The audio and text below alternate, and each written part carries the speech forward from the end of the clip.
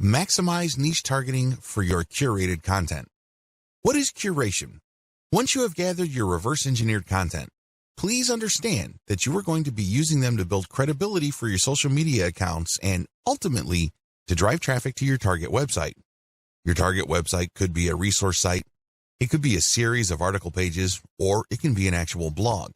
However you set it up, you're going to be using third-party content to build credibility for your accounts and build their following. What will pull traffic from those accounts to your target pages, blogs, or resource sites are specific pieces of content or ads that you rotate in between curated content. I hope this is clear to you. You're going to be publishing curated third-party content on your social media account. Now, you may be asking, isn't this illegal? Wouldn't these people object? No, they won't. It's a win-win situation. You're driving traffic to them while at the same time establishing your own niche credibility. You're also calling people to action with their content to like your page, follow you on Twitter or Instagram or whatever other social media platforms you're on. You're creating a win-win situation. The people behind the curated content get traffic and brand visibility. You, on the other hand, get to build up your social media accounts. Once you have a big following, an increasing number of people would then see the direct links to your conversion pages. They can then click through and you end up with more traffic to your email squeeze page. This can lead to a larger email list, which can produce a great amount of income opportunities later on. That's how you play the game. It all boils down to reverse engineering and curating somebody else's content. How to improve curated content. I wish I could tell you that you can just take third-party viral content and promote them as is. This is precisely what a lot of other marketers are doing. Unfortunately, if you were to do that, you're going to be leaving a lot of money on the table. You have to understand that you're not just trying to pump up traffic with curated content. That should not be your main goal. Your main goal should not be traffic volume. Instead, your main goal is to get niche, targeted people to review your materials. The more of these people you reach, the more likely they would click on the link to your social media account and become a follower or channel subscriber or page liker or fan. Whatever form it takes, your objective is to get a massive amount of people to follow you. You're trying to create a fan base. And it's going to be hard to do this if you are just sending out curated content with the same headlines that were originally used. People can see that your stuff is not really original, so they probably would ignore it. After all, this stuff is viral, so they've probably seen it before from somewhere else. Your first step after you have filtered curated content for niche specificity is to change their headlines. Create niche targeted headlines for all your curated content. Bring it home. Tighten the focus of this content. For example, if you have a dropshipping store that sells cat pendants and you have found really great viral videos of cute kittens, make sure the headlines of the video teases people or informs them about your inventory. This is not easy because you have to do it in an attention-grabbing way. But if you're able to give this enough time, you can come up with a niche-specific headline that will get people excited about your niche-specific social media account. Create niche-targeted descriptions or commentary for curated content. Not only should you recreate the headline of the content that you're poaching, you should also do the same for its descriptions or commentary. It's really important to make it clear that this content is intended for a specific audience. This way, when this material blasts its way all over the internet and through all social networks, it can then filter people who are interested in the content. Only people who are really in your niche would want to click on the link that you paired with the content to go back to your social media account. Use niche-targeted hashtags. This piece of advice applies to people using curated content on Twitter and Instagram. If you did your homework correctly with videos 4 and 5, you should already be aware of Twitter hashtags that are very popular in your niche. Compile a list of these. Rotate among these when you publish curated content on Instagram and Twitter. This way, you piggyback on hashtags being searched for by people interested in your niche. This is how you get niche-targeted eyeballs. Again, the whole point here is not just to drive a mob of otherwise uninterested people to your social media accounts. Instead, you're looking to get a nice flow of people who are truly interested in your niche, and then getting them to follow you on social media. Remember the secondary effects of curated viral content. Viral content is so powerful because you don't just attract people who are already interested in your niche, you also end up motivating them to share with their own social circles. This can lead people sharing the same interests or roughly the same interests to see the links to your social media accounts. So understand how this secondary traffic effect works when crafting headlines, descriptions, and commentary. You're not just repackaging hot content. You're trying to reach people and also their friends and the friends of those friends who share the same niche interests.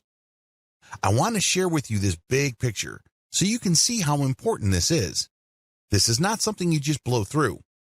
So you have to give this proper attention so as to maximize the niche targeting capabilities of the curated viral content that you are sharing. Remember to protect yourself when sharing others' content. I wish I could tell you that you can flat out recycle everybody's content without any legal problems. Of course, if I were to say that to you, I would be lying. I would be putting you in harm's way. Don't do that. If you're going to be curating tried and proven viral content, you have to protect yourself legally. How do you do this? The power of CTTO. What does CTTO stand for? It stands for credit to the owner. When you post this, you are saying to the world that you don't own the content and that you are attributing ownership to the person who actually owns the content. Now, understand that when people post CTTO, they don't just do it in passing. The ones who do this right will link to the source. For example, if you are posting a funny cat video and it turns out that it was a video originally made popular by a person with a personal account, include their personal account link in your curated post. Put CTTO and then link to that person. This way, people would know that that person is the owner. You are just curating this content. This is a very important part of getting legal protection. You have to give proper attribution. You cannot give the impression that you created this content yourself. Make sure to comment on the content. Under U.S. copyright law, as well as Canadian intellectual property law, if you use other people's protected intellectual property, you can gain some protection for lawsuits when you do certain things. First of all, your sharing of the content must have some sort of commentary. Either you're sharing it for news value or you're sharing it to foster conversation. This is how the fair use doctrine works. It is all about opening up copyright law to allow for genuine discussion. This way, when you comment, you are triggering the fair use doctrine. Now, I'm not saying that your comment should be very short and shallow. That's probably not going to protect you. If you are going to be curating other people's viral content, your comment must be content in and of itself. It must be that useful. It must have some sort of impact, and it almost must add value to the content that you are curating. You can't just say, check this out, or haha, funny. That's not going to work. Use this tremendous opportunity to talk about your niche. Use this opportunity to highlight your expertise and level of authority in your niche. This way, you can kill two birds with one stone. On the one hand, you qualify the curated content under the fair use doctrine. This makes it harder for the owner of the content to sue you for copyright infringement. Remember, under international intellectual property law, the only person who has a right to copy and distribute the copies of his or her original work is the content creator. Alternatively, that person may assign those rights to another person. Those are the only people who have legal rights under copyright law. The fair use doctrine makes certain exceptions in certain contexts regarding that protection. This way, you can freely share somebody's content, provided that you are adding commentary, adding value, or you are positioning it to foster discussion. It is also important to make sure that the content that you are sharing is not the whole content. For example, you are probably going to run into trouble if you share a complete movie that somebody else produces. But if you're going to share snippets of the video or screenshots like the stuff that you see on BuzzFeed, you probably will be okay. You have to look at how much of the content you are quoting or sampling. If you use the whole content, then you may be in trouble. It is also important that you link to the source. This way, they benefit from your curation. This creates a win-win situation. In most cases, third-party content producers really don't mind. In fact, they would love to encourage you. Why? The more you spread their content, the more traffic they get. The more you popularize their content, the stronger their brand becomes. You're doing them a big favor. Things get a little dicey when you're sharing snippets of popular movies or TV shows. That's when things can get a little touchy. Do yourself a big favor and make sure that there is commentary with the content that you are curating. Make sure that you use the acronym CTTO to protect yourself.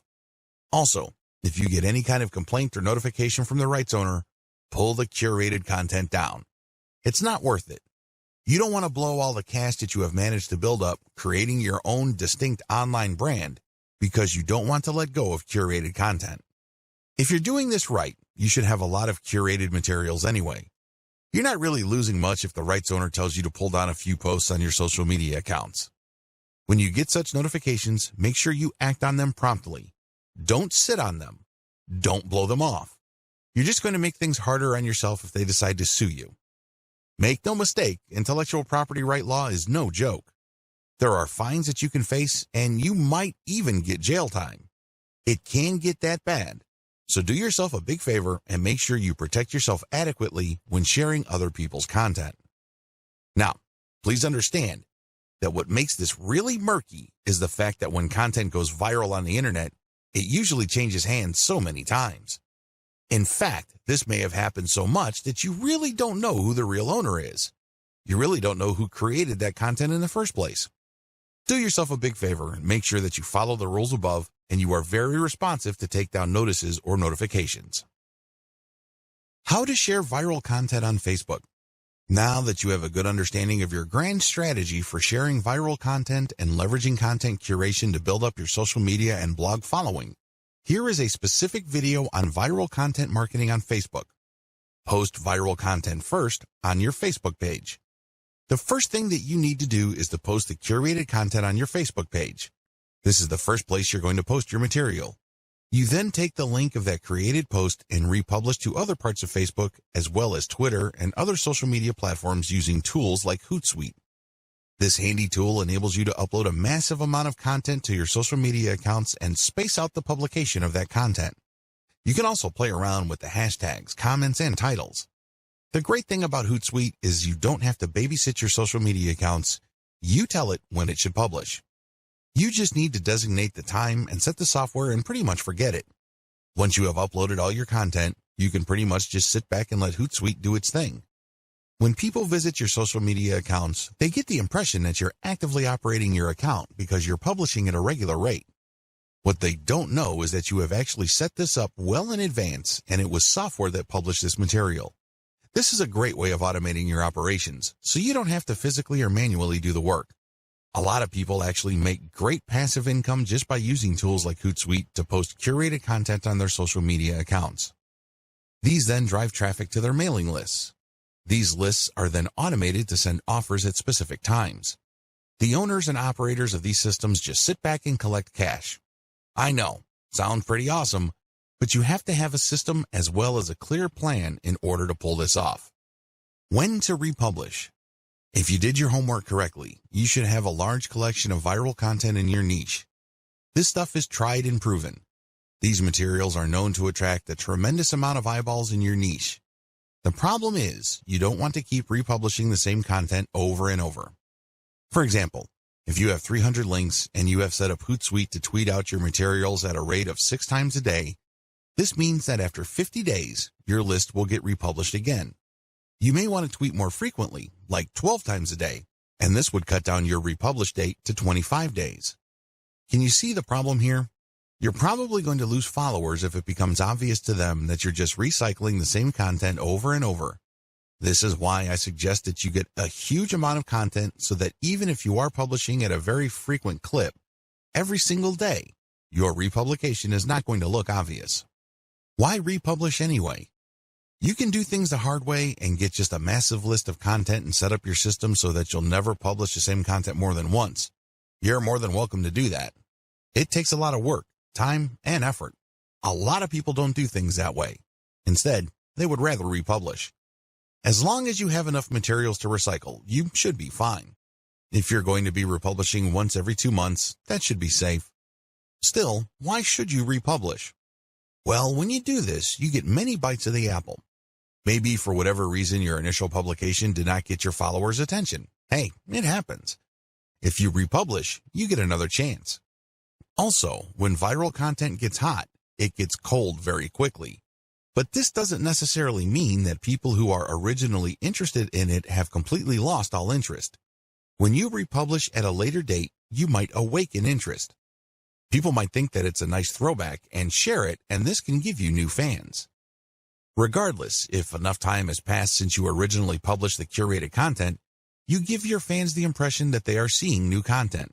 This is always a good thing. Always include a link to your conversion page with your curated viral content.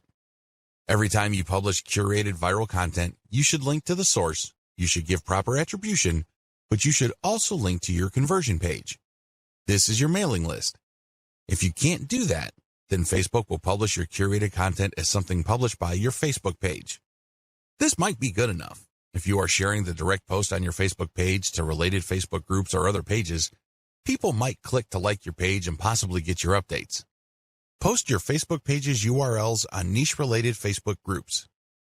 Now that you have published a lot of content on your Facebook page, take the URLs of those posts and share them on Facebook groups in the same niche. Now, please understand that you cannot do this on day one. You can't just join a group and all of a sudden start dropping links. You're going to look like a spammer. People are not going to like what you're doing. You probably will get banned sooner rather than later. I suggest that you don't even try to do that. Instead, join these niche-related Facebook groups and engage with group members. Ask a lot of questions. Tell them what you know and otherwise carry yourself like a respected member of the community. Remember, these Facebook groups are nothing but online message boards. They are like little online communities. When you join these places, conduct yourself like a responsible community member. Add value to the conversations through your posts. This is how you establish credibility. Once you have established credibility and authority, you would then be able to share some of your content in addition to the direct third-party links that you're sharing. You should do that to cover your tracks. You don't want to be obvious about this. You don't want to be the account that is so transparent. People can easily see that you are just promoting your Facebook page. People don't like that. It's only a matter of time before they ban you. If you're going to be dropping links, a small percentage of that should be your Facebook page, but the vast majority should be high-quality content. It really fosters discussion. That's how you build credibility and how you are given more permission to keep posting your own stuff. You have to earn this by becoming credible first. Facebook Viral Content Strategy. If I haven't been obvious yet, let me spell it out. For Facebook, your viral content strategy should first involve posting your curated viral content on your Facebook page. Next, you share that content on niche-related groups. This will then drive likes to your Facebook page. You want Facebook users to find themselves on your page. By giving them enough information, some of them might like the page, and this means that whenever you publish an update, a certain percentage of your page fans might see your content. This can then lead to those people seeing your conversion page links and finding themselves on your blog or your squeeze page. Next, auto-publish content on your Facebook page to maximize eyeballs on your conversion page. In other words, keep posting on a regular basis to your Facebook page. Don't feel guilty about this. Please understand that only a tiny minority of your Facebook fans will get to see your updates. The vast majority of people who have liked your page will not see your updates unless they choose the option See First when they first like your page. But generally speaking, only a small percentage of your page fans will see your updates, so it helps to publish on a regular basis and to publish a lot. As long as the quality is there and as long as the quality is high enough to drive engagement, you should not suffer from this. However, if you just publish stuff that has absolutely no engagement, Facebook might actually penalize you. If you think very few of your fans are seeing your content now, wait until Facebook punishes you for low engagement. Even fewer of your fans will see your content after the penalty. Next, get clicks on your conversion page. This is how you get list members. Finally, you auto-publish your email updates and you get conversions passively. That's how you play the game. You basically just send out email updates to your mailing list on an automated basis. That's how you drive traffic to posts with ads, or you get traffic to actual sales pages when people buy something from these sales pages so you can get a commission. If you're selling your own products and they buy something, you get 100% of whatever money they paid. Map out your overall Facebook viral strategy using the sequence I described above. How to share your viral content on Twitter. Post the viral Twitter content on your Twitter timeline. After you have posted the actual viral content, video or link or picture, tag influential accounts in your niche. These are people who already follow this type of content. Tag them to get their attention. If you've done your research properly, you should know who these people are. Chances are you are syndicating some of their content as well. Also, by this point, you already know what kind of niche-related hashtags people interested in your type of content would use. Use these hashtags. The trick here is to use Hootsuite or any other type of auto-publishing tool to rotate your hashtag. I cannot emphasize this enough. You have to rotate your hashtags. Why? When people are interested in a particular niche or a particular narrow range of subjects, they use hashtags. They are like the search engine keyword phrases you are targeting. The problem is, you don't know which hashtags will drive the most traffic. You're completely in the dark. This is why you have to rotate your hashtags. Eventually, when you look at your statistics and you just look at the timing of the traffic coming from Twitter, you should be able to connect the dots. You should be able to take an educated guess as to which specific hashtag set accounted for the niche search and traffic. Don't forget to rotate your hashtags. Failure to do so is going to be a missed opportunity. You're going to be blowing it big time if you don't bother to rotate hashtags. You should already know what hashtags are hot in your niche. It's a good idea to keep collecting hashtag ideas and rotating among them to see which ones actually produce the most results. Fill up your Twitter feed using auto-publishing tools like Hootsuite. The good thing about Hootsuite is that you can use a database file using the CSV format to input content data. You don't have to manually enter each piece of content that you want Hootsuite to publish for you. If you're using MS Excel and saving it as a CSV, make sure that you are rotating your hashtags. Make sure that you are resharing or retweeting certain content and then rotate the hashtags. Even if you are not retweeting curated content, you should still rotate your hashtags. Again, the key here is to constantly experiment to see which hashtag actually accounts for the surge of traffic your conversion page has gotten. Do this while auto-publishing. While Hootsuite is doing its thing, you shouldn't just sit back, relax, and wait for the cash to come in. I know that's what a lot of make money online books or internet marketing riches books tell you to do. That's the hype. That's definitely the dream. Unfortunately, dreams are often very different from the reality. If you want your curated viral content social media account marketing campaign to be successful, you have to roll up your sleeves and do something on the side. While your stuff is auto-publishing, look for competitors' accounts on Twitter. You should already have a list of these. Look at their followers and pay attention to the most active ones. These are the ones that are basically tweeting every single day and then filter them based on their niche specificity. Look at their Twitter feeds. What do these followers normally tweet about? If you can see a tight correlation between your content and the stuff that they are constantly tweeting or retweeting, follow them. This is crucial. Follow them. Here is how this can lead to you getting more followers on Twitter. Generally speaking, when people follow other accounts, a certain percentage of the people they follow will in turn follow them back. This is follow me and I follow you. It's all about reciprocity. Now, this should not be surprising. After all, when you are nice to somebody, chances are quite good that they will be nice back to you. That's how the human mind is wired. When people follow you back automatically on Twitter, that's just reciprocity in action in the digital world. This is a very powerful form of promotion because the people following you back are more likely to be in your niche target audience. These are people who are more likely to be truly interested in what you have to share. Eventually, they might keep seeing your conversion page tweets enough times that they take action. Just remember that a part of the reason why the total number of click-throughs on Twitter is relatively low compared to other social media platforms is because of the rule of 8. In other words, people get so bombarded with so much information on Twitter that they basically have to keep seeing the same piece of content over and over again for them to think that it's okay to click on it. In their minds, sheer familiarity means that somehow the content is somewhat trustworthy to take a chance on that content. Whatever the case may be, keep retweeting your stuff using tools like Hootsuite while at the same time directly following active followers of your competitors. Focus on this strategy. It is really important to make sure that you auto-publish only niche-specific viral content. I mean, you should already understand this, but if you are still fuzzy on the concept, you have to make sure that all the curated materials that you are producing are on point. They have to be niche-specific. Also, they have to be tried and proven. Otherwise, they have already been shared and retweeted. This is not new stuff. This is not stuff that somebody just came up with. This is material that has been going around because you know people are interested in this stuff. Next, You build an organic following of niche-specific followers by reverse engineering your competitors' following by just simply going through your competitors, looking at their follower list, and cherry-picking the most niche-specific active followers. If your stuff is truly niche-specific and you make it a point to add value to the lives of people checking out your materials, don't be surprised that a comparatively high proportion of people you followed will end up following you back. The name of the game here is to get niche followers by using niche-specific content. This can increase the chances of you succeeding with your conversion page content. Of course, nothing is guaranteed, but if you follow all the steps above and your followers are very niche-focused, your chances of converting these people into actual buyers can be quite high. Filter your content formats to go viral on many platforms.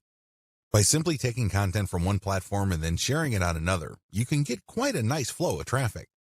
Now, please understand, as I mentioned at least twice in this training, just because a piece of content is popular on one platform doesn't automatically mean that it will gain traction in another. Always remember that. With that in mind, here are just some common strategies for resharing content from one platform to another. YouTube video strategy. The first thing that you need to do is to find videos on YouTube that have a high amount of views. This is the first indication of success. This video is not some sleeper video. It's not a video that was published and was quickly forgotten. This video actually gets a lot of attention in your niche on YouTube. Next, pay attention to the comments. How many comments are there? Usually, when people comment, it means that they are emotionally invested in the video. It either registered at some level or it struck them in some way. Whatever the case may be, it had an impact on them. Look for high comment videos and, finally, look at the number of likes. This is not as important as the number of comments and the number of views.